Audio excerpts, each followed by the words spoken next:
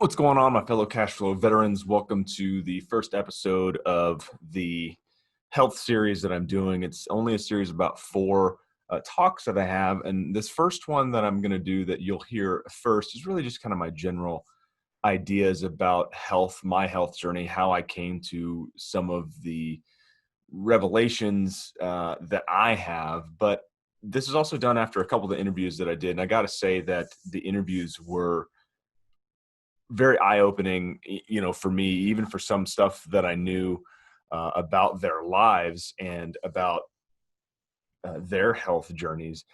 It made a whole heck of a lot more sense when you kind of put it into perspective of their life story and how they went through their transformation in health. Now, I don't necessarily know where I want to take this because I wanted to start out with one idea and move through another. And I hope that you'll stick through this as I kind of go along. But the idea that I even had for this topic of health in general for these four episodes for the month of May, and I'm going to be releasing them almost back to back. It's going to be within a week, and then I'm going to move on to the next topic. And then after that, it'll be about one episode per week that I'm working on. And every month is going to be a theme that I'm working on. And then occasionally I'll be able to do, one big ebook or something like that. And I'll introduce that. And also once a month, I really want to dig into some of the more entrepreneurial type of themes, some more liberty themes as well. That'll be one on just me talking, just some of my own revelations from things that I'm reading and thinking about when it comes to liberty, how it impacts you as a spouse of a veteran, being a veteran, a military member, a dependent, whatever station in life that you might be, that you correspond with cash flow veteran. And that's what I really hope, is that there's a resonation, that what I do here resonates with you in your life because of where these things intersect, the ideas of liberty, of entrepreneurship, and your military affiliation, whatever that might be. But again, I believe that these people that are the family members, the people that decide to, stand in the gap and, go fight for freedom. And while you might disagree with me on some of the stances that I certainly will take, I hope that you understand that it's not you as the individual. I certainly honor and respect your desire to go stand in the gap and to do those things. My realization and opinion that I've come to is that oftentimes that gets used for someone else's purposes that are, let's say, less than honorable, whether that be politicians, the ruling class, or whoever. And so you'll see very much a libertarian strain. And to be honest, I'm borderline anarchist at this point, and I don't know what's standing in my way other than old style of thinking and still having, friends and a sense that maybe it can't just be that. It can't be that simple. The non-aggression principle or the zero aggression principle, basically, don't tread on me, don't tread on anyone. I mean, those are very popular phrases within the libertarian movement and that party. And the more convinced I am of becoming what's called an agorist, and I'll be able to go in more into that. And for me, it's just trying to think through these things as much as possible. But let's really get into the health side of this. So just to get into my health journey overall, my track coach in college is also an Olympic coach, or at least was. And he's been around the scene for a very long time. And so at least twice a year, he always sat us down as a team and went through his kind of health ideas. It was washing hands. He talked about, many of the top tier athletes, your Olympic athletes, would go to these other countries and they wouldn't shake anybody's hand. And I think you can understand that in the COVID-19 world that we live in. I mean, you have people that are competing at the top of their game. The last thing that they want, even if they have fans coming up to them, is to shake their hands and get sick while they're preparing for one of the biggest days of their life and all of that hard work that led up to that. And yeah, they don't shake people's hand. That was something that struck me. But we also went into food choices and stuff. And honestly, before that, I hadn't really thought about it. I think I was, because I played so many sports and did so many things, early on before high school and also during high school. I mean, I think I was gone from 6:30 in the morning from my house. And I don't think I got back most days, at least when school was in session. Summer was something different entirely, but I don't think I came back before 6:30 or 7. So I was almost gone 12 hours a day, almost every single day, doing everything under the sun. And a lot of it, I just didn't want to be home. And not that I had a bad home life or anything. I wanted to be moving. I wanted to be going. I wanted to be doing something. So I was always playing sports. Would go from football to soccer to track. In the middle of all that, I did I did show choir my senior year. While I was there, I played church basketball, church softball. I mean, anything that I could do that was just a little bit extra, I would try to do and just keep moving as much as possible. And that's kind of the athletic side of me kind of coming out and what I was trying to do then.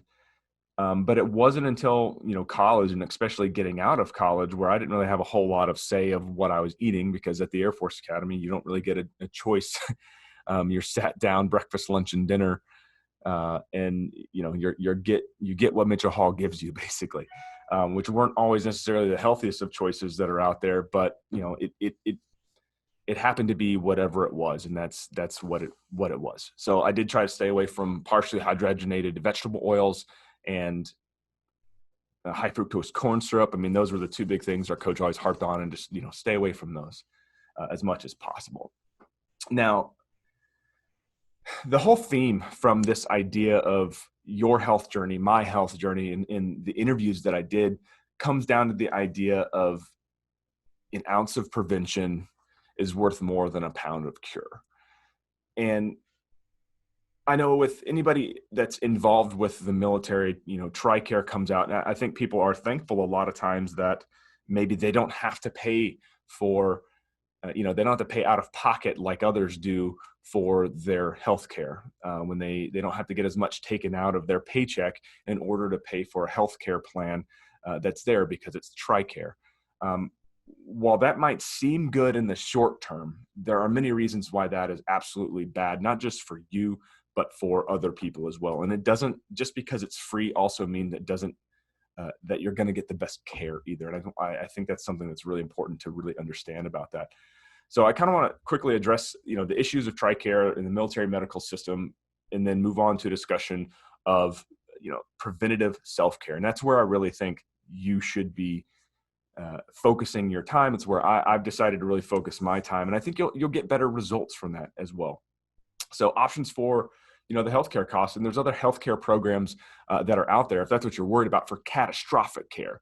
But the best thing that you possibly could be doing is starting out with that ounce of prevention. And today it's starting wherever you're at and wherever you can be. And there's no way that it's going to be something that changes overnight. It's just not going to happen. But there are some things that you can do that will put you further ahead day by day as best you can be. All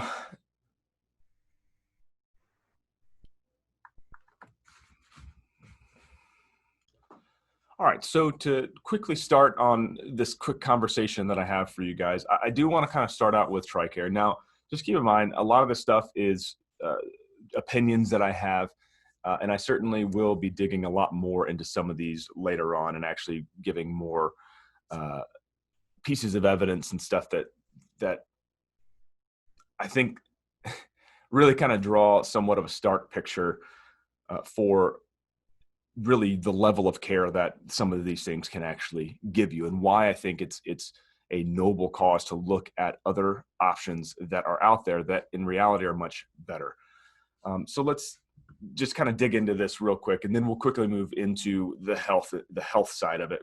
But I want to draw this part out, talking about TRICARE, the military medical system, the VA system to a degree, because I hope that people understand, and I want people to understand that oftentimes, because it's easy doesn't mean it's the right thing for you to do when there are other options available. But how can, if the only thing that you really should try to be going is for catastrophic care, when there really is no other option for you to be able to take care of yourself, how do you avoid any of the other situations that might put you there in the first place? And that's where this idea of ounce of prevention being greater than the pound of cure. Like I would rather be able to take care of the small things, the daily habits today of eating healthy, exercising, breathing right, rather than having to work on some of this stuff later and be subject to a system. And even though it's free, that also means I haven't planned my life around the idea of being able to put money away for that unlikely circumstance, or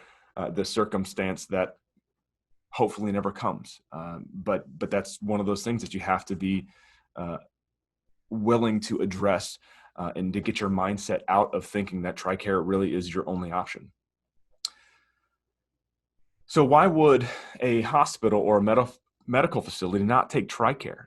We ran into this a number of times where a company specifically will not take TRICARE. But just imagine the amount of regulatory burden and cost that's associated with having to negotiate and settle premiums with a government agency. And you know how inefficient a lot of government agencies can be, maybe except for the IRS, who is very efficient at doing their job, go figure. But in that world, as highly regulated as the economy and the political system is, the largest and most and well-connected institutions are still likely to maintain the ability to overcome such a burden. So the bigger the company is, the more they can take on those regulatory burdens. It also, if you think of any sort of small business or medium-sized business that's trying to gain any sort of market share, any big tax, even if it's a tax break for some of the bigger companies, oftentimes is put up as another barrier to entry for these lower companies that might offer a better solution, that might have a better way. But because of how politically connected some of these bigger companies are, now you're running into a situation where they're benefiting from knocking out the competition by using government force in order to do it. That's one of the biggest things I have a problem with. Now, when we come back to looking at TRICARE, this is where while a private company doesn't have to take TRICARE, there are things that the government and other agencies can do to try to somewhat force them to be able to take the TRICARE. But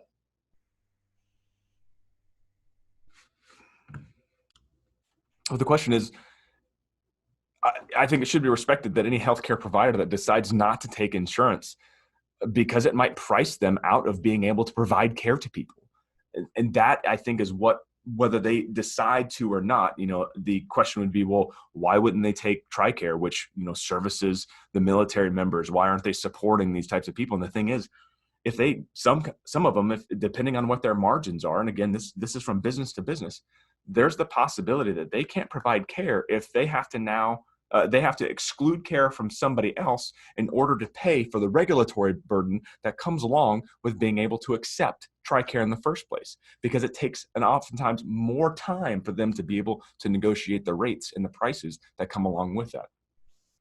So by choosing, cash solutions to healthcare, which is one of the things that I know I'm moving towards and trying to understand a little bit better, it may be possible to provide a much more affordable solution, unless the medical cartel ends up shutting it down. So if the majority of people start being able to use cash to go use services, or that they are part of a monthly program that provides a basic level of service. So it's like a lot of other things, maybe you get your car washed at a place that has a car washing club where you pay them once per month, like there is one here in Nebraska, and you go in and you can get your car washed, every car washed, for $30 to $40 a month.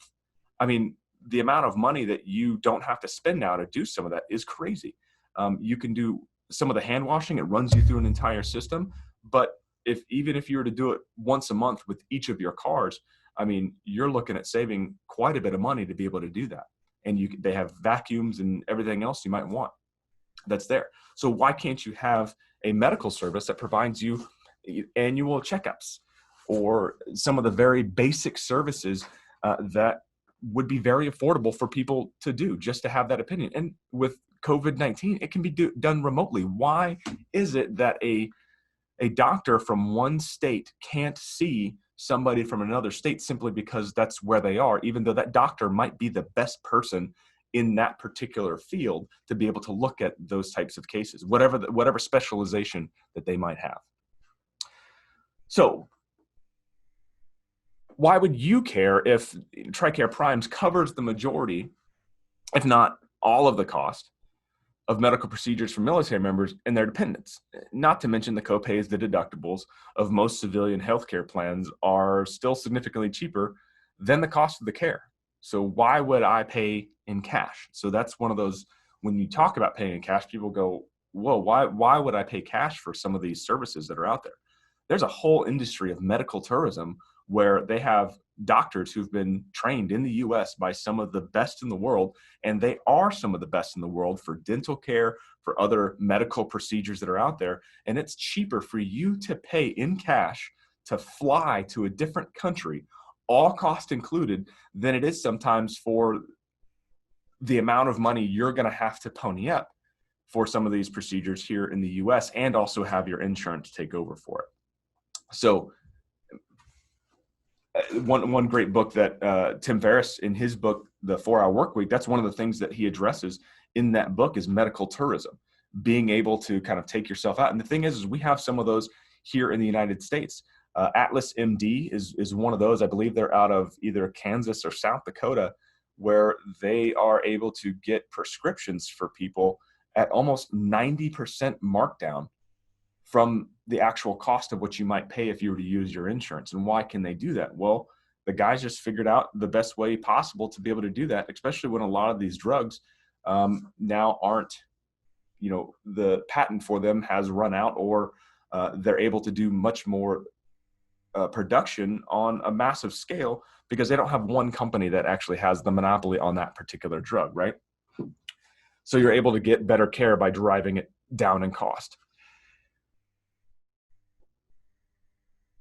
So again, the question is why would I pay in cash? Well, the answer is typically what is not looked at.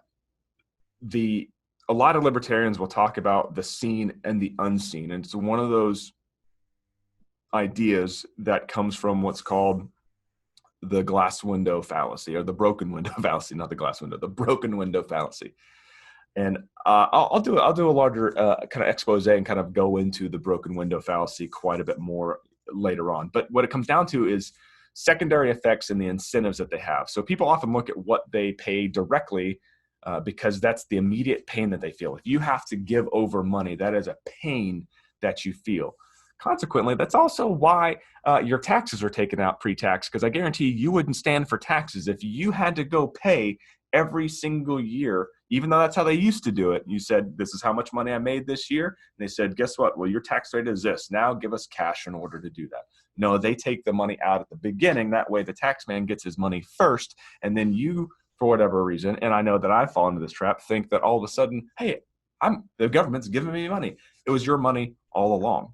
And instead of you actually having to pony that up and actually feel the pain of how much money you're actually giving the government, you never see it. It's the same principle that people say you should pay yourself first. In order to be wealthy, you should be paying yourself into whatever investment vehicle first. Before paying debt, before doing any of that, you should be putting money away for your future. And when you start doing that, you do it first. One of the great things about that is you get used to the lifestyle that you have when you pay yourself first. The same thing is true behaviorally when the government takes your money also first. You get used to the rest of the money that you have, and that's the habits that you gain from it. Now, if you had to pay for your investments, or again, pay for taxes at the end of the year, and you were able to keep all that other money, you probably wouldn't stand for it as much, and you'd be less likely to want to do it as well. And that's why I bring that up, as far as you feeling the immediate pain of what it might be. I'm just trying to get you to think about this a little bit differently from a health perspective.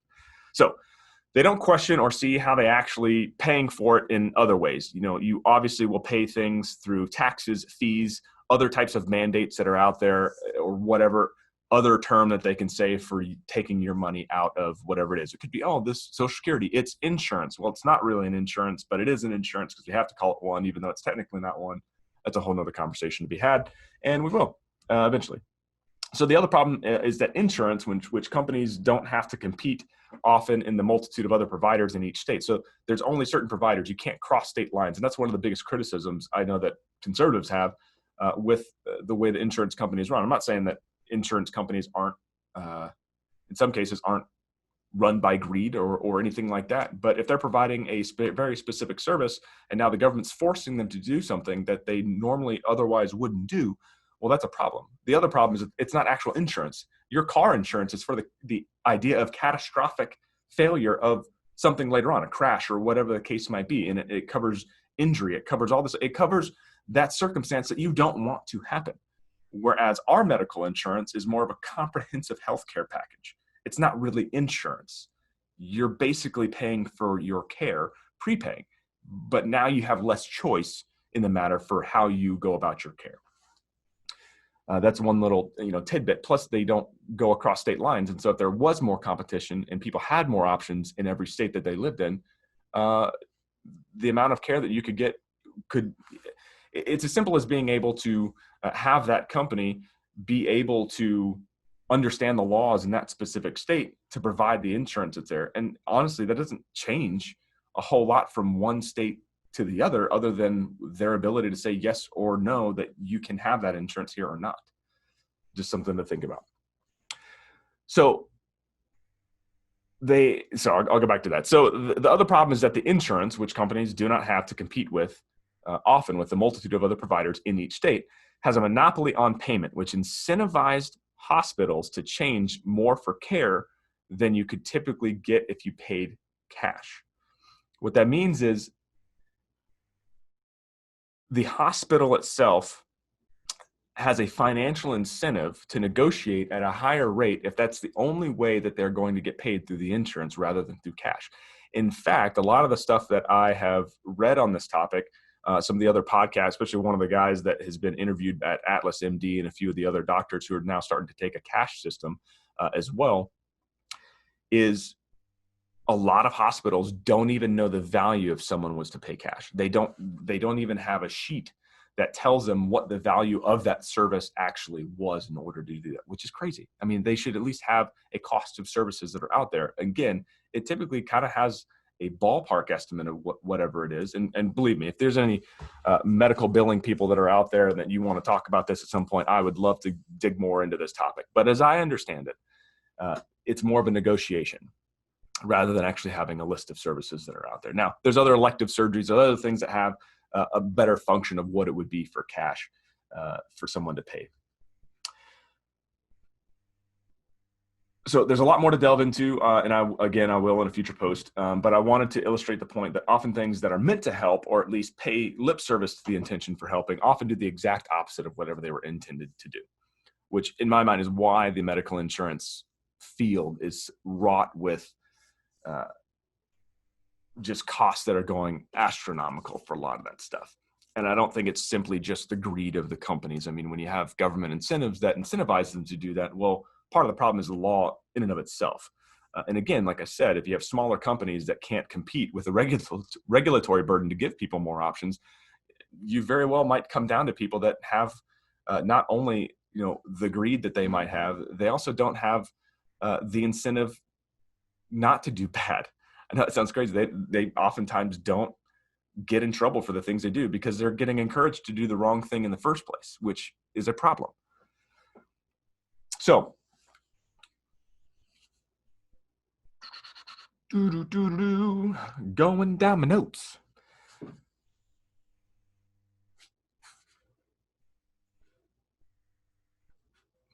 Okay. So it's supposed to be affordable healthcare, yet the prices that will continue to skyrocket. And I foresee the possibility of bailouts for medical insurance companies and any other kind of related sectors, especially if like single payer healthcare goes through. If we end up going down the path of basically nationalizing our healthcare system, which would be crazy, you'll find that people have far fewer choices in order to do that. And I know that's a huge debate that a lot of people want to have. And believe me, I would love to have that debate eventually. So they'll have no choice, which will continue to push out competition and monopolizes coverage into fewer and fewer companies. And it just so happens that those companies may or may not have government contracts. It may or may not be that they end up having the government own part of it, especially if we go through this global pandemic turns into a global depression as well. I think you're going to see a coalescing more and more of these larger companies that are highly in fields that are highly regulated be more and more influenced and taken over by government agencies and government laws, or at least people that are connected to power players. So luckily, there are some companies, as I said, doctors and healthcare providers that are bucking the trend and at least trying to offer affordable, routine, preventative care for a fraction of the cost. And oftentimes, it's even less than the deductible you might pay with your current provider. Like the tax industry, think about what would happen if the tax code was simply written on a one-page document. So a little bit of a thought experiment here. So if the IRS would cease to exist and save taxpayers millions, literally, if you are able to break the tax code down to one very simple tax code, remember we talked about early on, if they just take your money out, well, the thing is, if you have one thing that's on the books, the change to it is going to be painful. Any change, even if it's for the better, if there are people that are benefiting from a current system, the moment you take that system away, it's going to cause them pain. But keep in mind that if it is the better thing to do, to be more fair, to actually offer more equitable treatment, it's going to take some time, but the more stable that you can allow that to be, the better off. And I think the simpler that you make the law, the better off that it's going to be as well. So if you could boil it down to having a one-page document of what people pay, there would be no need for the IRS, and would, again, save taxpayers millions of dollars of paying that. And there very well might be plenty of tax money. Not that I personally believe taxation is theft. I don't know what else to say as far as that goes, but I mean, with the Laffer curve, basically, I think his name was Arthur Laffer. There's a point where even if you were to cut taxes or rearrange them in some way, number one, the level of taxes has basically been paid the same through the inception of the IRS. There's not, even when it's been the highest people that are paying it, when you look at the total economy, when you look at the total population of how much money and how much wealth is actually done, the curve itself hasn't really changed at all, up or down. And it really doesn't matter whether you try to tax the rich or not. In reality, it just means that more and more of the middle class are going to continue to get taxed. But by saving taxpayers millions of dollars to be able to do that, it also means that any government agency can then start regulating their budget a little bit better. And believe me, we'll get into that much further down the line. So $1 billion tax preparation economy would also have no use. So I love CPAs. I love the number crunchers out there, but we spend billions of dollars every year just preparing taxes, just to submit those things to the government. That would be $1 billion industry that would no longer have to be there anymore because of how simple paying taxes would be. Again, not that I'm supporting paying taxes. I think it's ludicrous that we even pay taxes. That's crazy to me. But we could literally stimulate huge sections of the economy by never taking or using that money in the first place. So we would never have to go spend money on how to give the government money, then to be redistributed however the government decides, or what power players would decide that would be. There would be a much more simple, and that's kind of a flat tax, I guess, that would be. But I would support that over the system that we currently have, even though I still don't support, and I still think it's immoral and unethical to have a tax from the government perspective, whether that's a fair flat tax or not. I think it's still a ludicrous idea and actually hurts the very people that it intends to help. So the same thing holds true in the medical industry that we just kind of talked about with the tax industry. By allowing more competition, ensuring providers can offer more affordable options, people can save thousands every year by not having to cover the large premiums for services that they never need in the first place, like a male being covered for female birth control or the misallocations of other coverage. Why would, let's say, a female need to pay for the possibility of a vasectomy if that was part of the medical coverage for it? I know TRICARE, for example, would pay for my vasectomy, even though the reversal would have to come out of my pocket. But why in the world does the coverage, if you paid for some of that, why would that be covered by a female who would be paying into that for whatever system that might have that service? why should they have to pay for all of those services? Why should a pro-life person have as a part of their overall coverage and be mandated to pay for things that they don't believe in, like, let's say, contraception or abortive services as well? Why would that person have to pay for something that they don't believe in when that's something that not just that they don't believe in, they'll never use? And again, it's to subsidize for other people. And that's, I think, one of the key points to kind of take in as far as how insurance companies kind of operate. So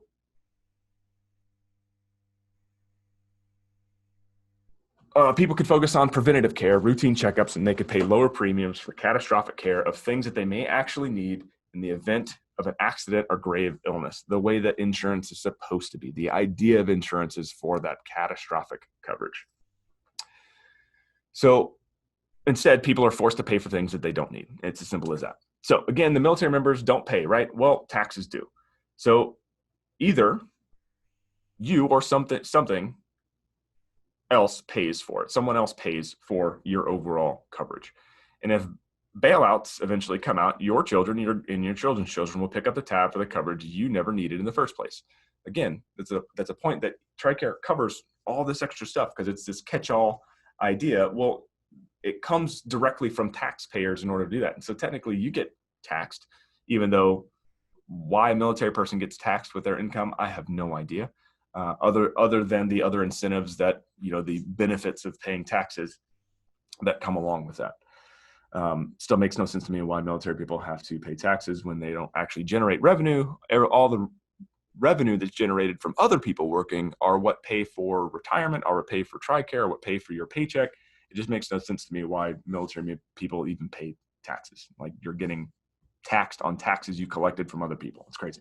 Crazy. All right, so FDA, DHHS, USDA, in my opinion, from what I've seen, have oversaw one of the greatest health declines in history. Just ask some of the questions from their guidelines, okay? Which is better over the years, margarine or actual butter? Is breast milk better than formula? Are grains the foundation of a healthy diet? If you look at the food pyramid, which turned into a different pyramid, which is now a plate, you look at the different incentives that have come down. I mean, just believe me, I'm sure I'm forgetting all kinds of recommendations that have flip-flopped over time, and it could be that they're learning the better things from the good science that's out there, right? But not to mention that some of these organizations get public tax funding and also make money from fees. So they get to charge on a private basis, but also collect fees. I'm thinking of the FDA. Now, these are fees for things that they need. So I think it's almost 50% or over 50% of their money actually comes from private industry in order to do that. While individual people work, I'll assume, have the best intentions to help people and be great public servants. So again, the military members, anybody in the healthcare industry, like the intention of these people are good. And I think for the majority of the people, they're there to make a difference, and they take pride in making a difference for people. However, the incentives that run the organization, in my mind, are what are immoral and unethical because of what they take away from other people in order to exist in the first place. But there's no amount of intention that these people might have that can overcome the structural incentives from the government. Once you create that government entity, it doesn't lend itself to fixing its problem to where it's not needed anymore. There's one reason for so much flip-flopping. This is one of the reasons that it takes you and me as individuals to learn how to educate ourselves about what health officials, what nutritionists, and what brands are trying to say and where they're getting their data from.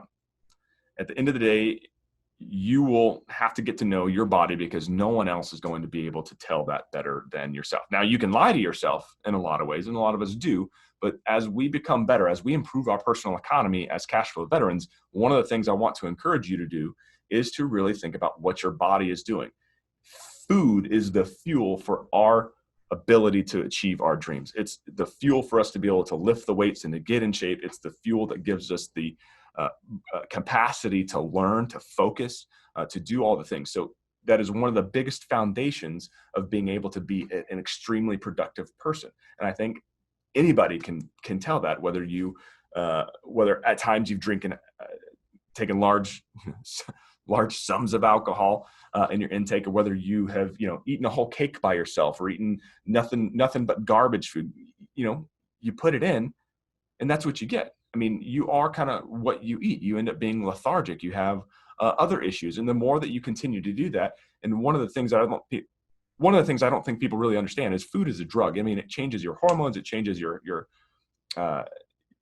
it has an impact on your emotions, on how you feel throughout the day, and not just from a body fatigue perspective, but also just from mental fog and everything else. I mean, food has that much of an impact, but it does it in little doses, like micro dosing of chemicals and biological agents that are put into your body, which is why it's so important to get the fuel right. And not everybody is the same. So,